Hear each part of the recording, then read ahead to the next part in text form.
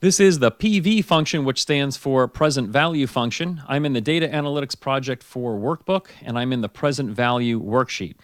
So the way in which you can think about the present value function, it works backwards when you compare it to the future value function. If you remember, the future value function takes an investment with a fixed rate of return over a designated period of time, and it will tell you how much that investment will be worth in the future.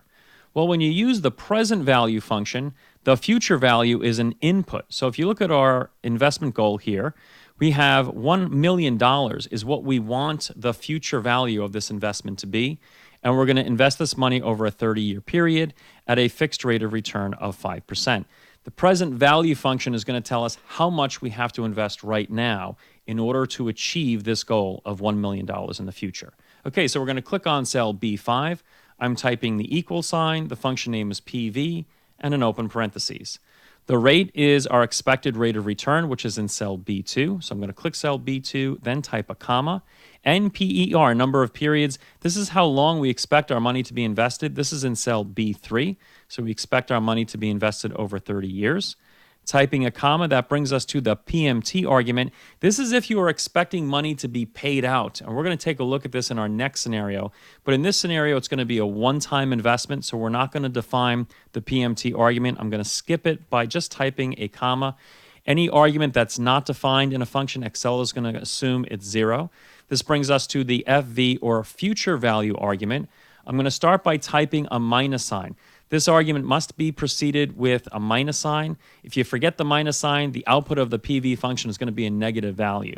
Then I'm going to click on cell B4. So again, to define the FV, or future value argument, it should be negative B4. And we want our investment to grow to $1 million in the future.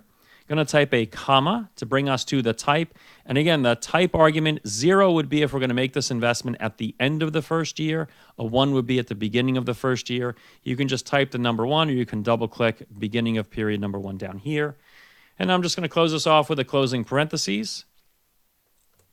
Tap the enter key, and the present value output is $231,377. And what that means is this is how much I have to invest right now, today, in order to have $1 million in 30 years at a 5% rate of return. Now, our next scenario, we're going to use the present value function to figure out how much money I need to invest today to cover the tuition for college. So this assumes that the tuition cost per year to go to college for 4 years is $35,000. So this money is going to be paid out. So we're going to use that PMT, or payment argument of the PV function. Our rate of return is 5.25%. So now the PV function is going to show us how much money I need to have invested today so that I have enough to pay tuition for each of the 4 years of college. Okay, we're clicking. We want to make sure you have B11 activated. I'm tapping the equal sign, the function name PV, and an open parentheses. The rate is 5.25%, so I'm going to click on cell B8.